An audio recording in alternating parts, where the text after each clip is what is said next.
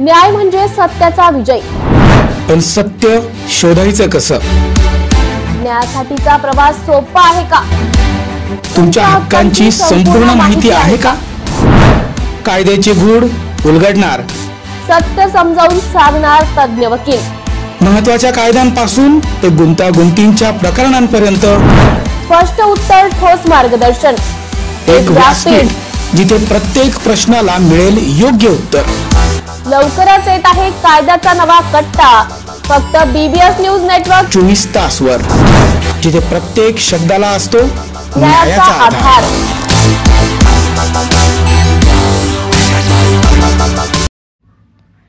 मागेल त्याला सोलर कृषी पंप ही योजना महाराष्ट्र राज्य वीज वितरण कंपनीकडून राबवण्यात येत आहे। या कामासाठी अनेक हौसे नवसे नवीन ठेकेदार नियुक्त करण्यात आले आहेत। हे ठेकेदार ठेका भरताना अग्रेसर राहिले, मात्र वेळेत काम करून देण्याचा कोणाचाच पत्ता दिसून येत नाही।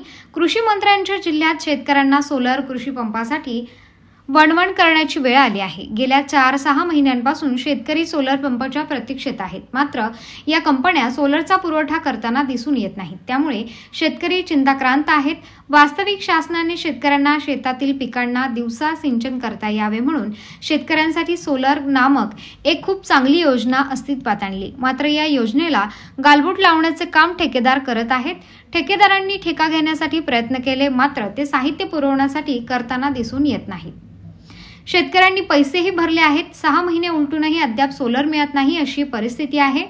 नुसतीच ढकलाढकली याबाबत लाभार्थी शेतकऱ्यांकडून संबंधित अधिकाऱ्यांकडे चौकशी केली असता हे अधिकारी एकमेकांकडे अंगुली निर्देश करत आहेत। एकंदरीत सोलर कंपन्यांच्या अधिकाऱ्यांकडून हुकुमशाही पद्धतीने कारभार सुरू असल्याचे दिसून येते। अगदी हिटलरी थाटात आम्हाला काही माहित नाही, आम्ही या कंपनीचे नाहीच, कंपनी जेव्हा साहित्य देईल तेव्हा आम्ही सांगू, अशा थाटात उत्तरे देऊन शेतकऱ्यांचा निराश करत आहेत। महाराष्ट्र राज्य वीज वितरण कंपनीचे अधिकारी आम्हाला काही मिळतच नाही, माहितीच नाही अशा बेगडी स्वरात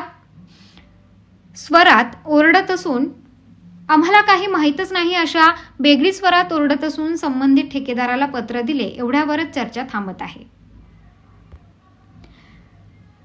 श्री सावित्री सोलर कंपनीच्या अनेक तक्रारी असून तक्रारींचे निवारण करण्याऐवजी मालेगाव सर्कलकडून शेतकऱ्यांना उपदेशाचे डोस पाजण्याचे काम अधिकारी करत आहेत। या कंपनीने नवीन ठेकेदार नियुक्त केले होते, मात्र वेळेवर जुन्याच ठेकेदारांना काम दिल्याने जुने ठेकेदार मनमानी पद्धतीने काम करत आहेत। काही शेतकऱ्यांचे सोलार कृषी पंप दुसऱ्याच शेतकऱ्यांना देऊन काही आर्थिक व्यवहार झाल्याची चर्चा आहे। एकंदरीत अनेक शेतकरी या कंपनीच्या आणि ठेकेदाराच्या कामकाजावर त्रस्त झाले आहेत। शेतकऱ्यांना भुर्दंड सोलर कृषी पंपासाठी शासनाकडून अनुदान देण्यात येत असले तरी या अनुदानात ठेकेदारांना कामकाज करण्याचा संपूर्ण मोबदला देण्यात येत आहे। ठेकेदारांकडून शेतकऱ्यांनाच आर्थिक भुर्दंड देण्याचा प्रकार उघडपणे सुरू असून महाराष्ट्र राज्य वीज वितरण कंपनी याकडे दुर्लक्ष करत आहे।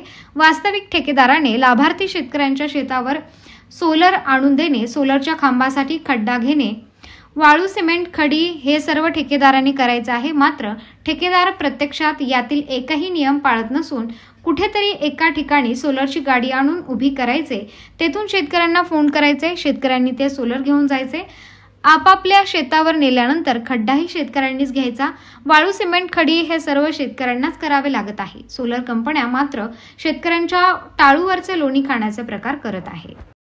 नाशिक महानगरपालिका सार्वजनिक आरोग्य विभागाच्या वतीने जाहीर निवेदन। शहरात वाढत्या तापमानामुळे उष्माघात अर्थात हीट स्ट्रोक होण्याची शक्यता नाकारता येत नाही। अशा वेळी उपचार न केल्यास डिहायड्रेशनमुळे मृत्यू ओढवू शकतो। म्हणूनच वाढत्या तापमानात फार वेळ कष्टाची कामे करणे टाळावे। उष्णता शोषून घेणारे काळ्या किंवा भडक रंगाचे कपडे वापरू नये। पाणी भरपूर प्यावे। बाहेर जाताना गॉगल्स, टोपी, छत्री इत्यादींचा वापर करावा। मळमळ, उलटी, थकवा येणे, ताप येणे अशी उष्माघाताची लक्षणे आढळल्यास त्वरित डॉक्टरांचा सल्ला घ्या। नाशिक महानगरपालिका नाशिकच्या वतीने जनहितार्थ प्रसारित। कळवण एज्युकेशन सोसायटीतर्फे बांधण्यात येणारी नवी इमारत विद्यार्थ्यांसाठी विविध सोयी सुविधांनी सुसज्ज असेल। या इमारतीमुळे संस्थेच्या वैभवात भर पडेल, यामुळे विद्यार्थ्यांना ज्ञानार्जनासाठी प्रेरणा मिळेल। या इमारतीचे बांधकाम जलद गतीने पूर्ण करावे, या माध्यमातून शैक्षणिक गुणवत्तेचा आलेख कायम राहील असे प्रतिपादन राज्याचे उपमुख्यमंत्री अजित पवार यांनी केले। कळवण येथील कळवण एज्युकेशन सोसायटीच्या RKM माध्यमिक व उच्च माध्यमिक विद्यालयाच्या नूतन इमारतीचा भूमिपूजन सोहळा आज दुपारी आयोजित करण्यात आला होता। त्यावेळी उपमुख्यमंत्री पवार बोलत होते। यावेळी खासदार भास्कर भगरे, आमदार हिरामण खोसकर, आमदार नितीन पवार, जिल्हा परिषदेच्या माजी अध्यक्ष जयश्री पवार, नगराध्यक्ष कौतिक पगार आदी उपस्थित होते। उपमुख्यमंत्री पवार म्हणाले की दुर्गम आणि डोंगरी भागातील कळवण एज्युकेशन सोसायटी शैक्षणिक गुणवत्तेचा वारसा पुढे नेत आहे। या शाळेतील अनेक विद्यार्थी वेगवेगळ्या क्षेत्रात कार्यरत आहेत। या विद्यार्थ्यांनी संस्थेच्या मदतीसाठी पुढे यावे, तसेच सामाजिक दायित्व निधी संस्थेला मिळवून देण्यासाठी प्रयत्न केले जातील। शैक्षणिक कार्य हे राष्ट्र निर्माणाचे कार्य असून शैक्षणिक संस्थेने कालानुरूप बदल स्वीकारावेत। अलीकडे कृत्रिम बुद्धिमत्तेचा वापर वाढला आहे। जिल्ह्यात अवकाळी पावसामुळे नुकसान झाले आहे। याबाबत शासनाची भूमिका मदतीची असेल असेही उपमुख्यमंत्री पवार यांनी सांगितले। आमदार पवार मनोगत व्यक्त करत संस्थेला सर्वतोपरी सहकार्य करण्यात येईल असे सांगितले। रावसाहेब शिंदे यांनी प्रास्ताविक केले। यावेळी शैक्षणिक क्षेत्रातील मान्यवर नागरिक मोठ्या संख्येने उपस्थित होते। तत्पूर्वी उपमुख्यमंत्री पवार यांच्या हस्ते कळवण पंचायत समितीच्या नवीन प्रशासकीय इमारतीचे भूमिपूजन करण्यात आले। या कामावर सुमारे 6 कोटी रुपयांचा खर्च अपेक्षित आहे।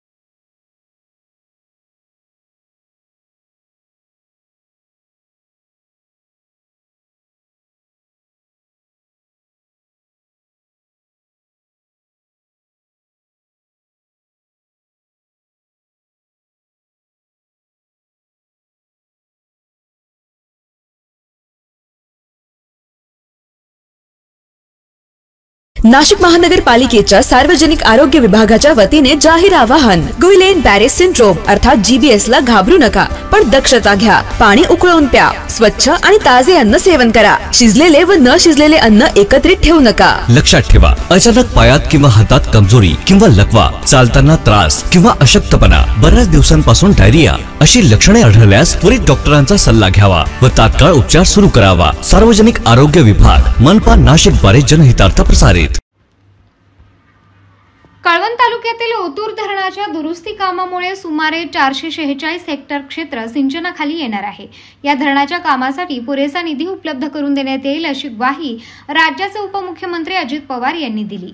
गोदावरी मराठवाडा पाटबंधारे विकास महामंडळाअंतर्गत येणाऱ्या ओतूर लघु पाटबंधारे प्रकल्प तालुका कळवण या प्रकल्पाच्या विशेष दुरुस्ती कामाची पाहणी उपमुख्यमंत्री पवार यांनी केली। त्यानंतर आयोजित शेतकरी संवाद मेळाव्यात उपमुख्यमंत्री पवार बोलत होते।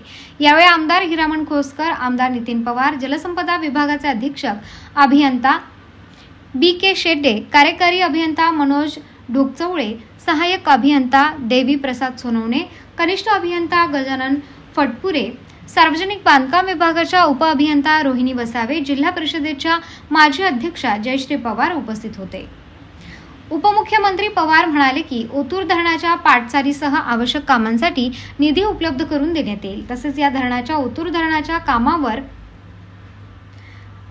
धरणाच्या पूर्णत्वासाठी स्थानिक नागरिकांनी सहकार्य करावे। ओतूर धरणाच्या कामावर 45 कोटी 17 लाख रुपयांचा खर्च अपेक्षित आहे। ओतूर धरणाच्या दुरुस्तीमुळे पावसाळ्यात धरणात 90.16 दशलक्ष घनफूट जलसाठा होऊन ओतूर खोरे परिसरातील 446 हेक्टर क्षेत्र सिंचनाखाली येण्यास मदत होणार आहे। जून 2026 पर्यंत धरणाचे काम पूर्ण करावे असेही त्यांनी निर्देश देत राज्य शासनातर्फे शेतकरी विकासासाठी राबवण्यात येणाऱ्या विविध योजनांची माहिती त्यांनी दिली। आमदार पवार म्हणाले की ओतूर धरणामुळे परिसर विकासाला चालना मिळणार आहे, त्यासाठी पाठपुरावा सुरू होता। या धरणामुळे परिसरातील विविध भागातील विविध गावातील शेती सिंचनाखाली येण्यास मदत होईल। संजय वाघ, रमेश दशपुत्रे यांनी मनोगत व्यक्त केले। यावेळी शेतकरी, ग्रामस्थ मोठ्या संख्येने उपस्थित होते।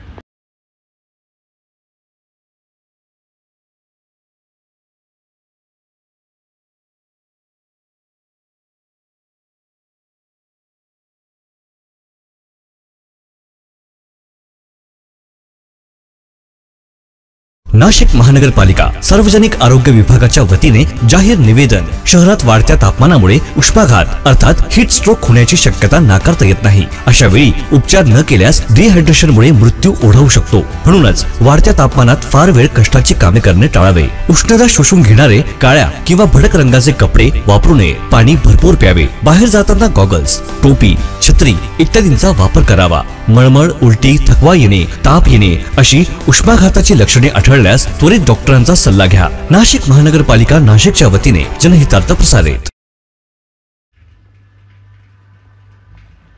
शहरातील झाडे का पडतात? बऱ्याच वर्षांपूर्वीची गोष्ट आहे. नाशिक शहरामध्ये वृक्षारोपण करताना आंबा, वड, पिंपळ, चिंच, कुसुम, कडुनिंब, बुच वगैरे भारतीय झाडे लावली जात असत. ही झाडे जगवण्यासाठी ठेकेदाराला 3 ते 5 वर्ष पैसे दिले जात असत. मधल्या काळात मुंबई येथे महानगरपालिका कशी काम करते याचा अभ्यास करून एक ठेकेदार नाशिकमध्ये आला, जो नाशिकचाच होता आणि त्याने मुंबईमध्ये असलेली भामटेगिरी चांगल्या प्रकारे आत्मसात केलेली होती. आल्यावरती त्याने नाशिक शहरामध्ये विदेशी प्रजातीची झाडे वृक्षारोपण करायला सुरुवात केली, कारण भारतीय झाडे वाढवण्यासाठी वेळ घेतात. सदर झाडांची देखभाल पूर्ण 3 ते 5 वर्ष करावी लागत असे. उन्हाळ्यात पाणी न दिल्यास ही झाडे पटकन मरत असतात. त्यामुळे ठेकेदाराला पूर्ण 3 किंवा 5 वर्ष काम करावे लागत असे. या भामट्या महोदयांनी नाशिक शहरात जी विदेशी झाडांची लागवड चालू केली, ही झाडे पहिल्या पावसाळ्यात जिवंत राहिली की नंतर कोणतीही देखरेख न करता स्वतः जिवंत राहत असत. म्हणजेच जास्तीत जास्त 6 महिने या झाडांची देखभाल करावी लागते आणि उरलेल्या 2.5 किंवा 4.5 वर्षांचे देखभालीचे पैसे खिशात घालता येत असत. आणि यातूनच सर्व नाशिक शहरामध्ये गुलमोहर, रेन ट्री वगैरे भारतीय नसलेली, मुळे खोलवर न जाणारी व जोरदार वाऱ्यामध्ये आडवी होणारी झाडे लावली आणि वाढवली गेली. ही झाडे आता जोरदार हवेमुळे पडत आहेत. आणखी एक कारण, रस्ता ठेकेदार हे मंगळ ग्रहावरील विश्वविद्यालयात शिकून येत असल्याने रस्त्याचे काम चालू होता क्षणी रस्त्याच्या दोन्ही बाजूला असलेल्या झाडांची मुळे ही मंडळी मोकळे करतात. याला कारण आहे ते महानगरपालिकेचे अधिकारी, वखारवाली मंडळी, अमरधाममधील लाकडाचे ठेकेदार, हे रस्त्यांचे ठेकेदार यांचे एकमेकांशी असलेले अनैसर्गिक आणि अनैतिक संबंध. जर कोणी आक्षेप घेतला नाही तर पीतपत्रिका, हसीना का पसीना वगैरे यासारख्या लायकीच्या व कमीत कमी खप असलेल्या छोट्या छोट्या वृत्तपत्रांमध्ये कुठेतरी कोपऱ्यात वृक्ष तोडणी, छाटणीची नोटीस देऊन जास्तीत जास्त झाडे तोडायचा प्रयत्न ही मंडळी करत असत. खुटवड नगर येथील 48 झाडे तोडण्याच्या नोटीस संबंधात सातपूर महानगरपालिका कार्यालय येथे बोलावलेल्या बैठकीमध्ये कोणी वाचत नाही अशा वृत्तपत्रांमध्ये वृक्षतोड व छाटणीच्या नोटिसा का येतात याबाबत महाराष्ट्र शासनाचा GR अतिशय सुस्पष्ट असून शहरातील सर्वात जास्त खपाच्या वर्तमानपत्रांमध्ये, दैनिकांमध्ये सदर बातमी आली पाहिजे असा नियम आहे. हा प्रश्न मी विचारला होता. त्यानंतर आता चांगल्या खपाच्या वर्तमानपत्रांमध्येही सदर नोटीस दिसू लागलेल्या आहेत. याला कारण आहे नाशिकमधील अमरधाममध्ये फुकट मिळणारी लाकडे. रस्त्यावर जेवढी झाडे पडतील तेवढी या भावात वखारीत जातात. ती तशाच कमी भावामध्ये साखळीने अमरधाममध्ये जातात आणि अमरधाममधील लाकडाचे ठेकेदार ही लाकडे बाजारभावाप्रमाणे विकत घेतली आहेत असे भासवून महानगरपालिकेकडून मोठ्या रक्कमा उकळतात. वखारवाली मंडळी ही मधल्यामध्ये हात साफ करून घेतात, तर विद्युत वाहिनी जाणीवपूर्वक बंद पाडून खराब ठेवून जास्तीत जास्त अंत्यसंस्कार लाकडावर व्हावेत यासाठी काही मंडळी प्रयत्नशील असतात. हे आपल्याला कळलेच असेल. हिंदू धर्मामध्ये मृत झाल्यावर दाह संस्कार सांगितलेले आहेत. यामध्ये मोक्ष, काष्ट, विद्युत दाहिनी, डिझेल दाहिनीचा वापर केला तरी चालतो.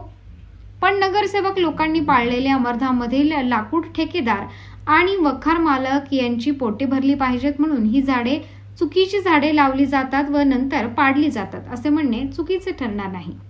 नाशिकमधील प्रत्येक नागरिकाने आपण स्वतः मेल्यावर किंवा आपले नातेवाईक जे आपण अशा प्रकारे वृक्षांची हत्या होऊन मिळणाऱ्या लाकडावर जळत आहोत तर त्या बिचाऱ्या मृत व्यक्तीला आपण किती पापात ढकलत आहोत याचाही विचार करून मोक्ष कष्टाची मोक्ष काष्टाची जोरदार मागणी महानगरपालिकेला करायला हवी.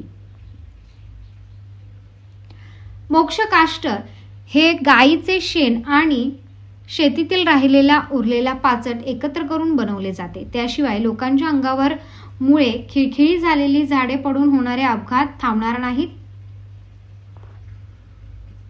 फोटोमधील पडलेले झाड हे बुच प्रकारचे वाटते. ही झाडे सहसा पडत नाहीत, पण त्र्यंबक रोडवरील रस्ता रुंदीकरण आणि फुटपाथचे काम चालू असताना याही झाडांची मुळे ठेकेदाराने मोकळी करून ठेवल्याचे आम्हाला आठवते. त्यामुळेच देशी वृक्ष असूनही सदर झाड पडले असे खात्रीपूर्वक म्हणता येईल.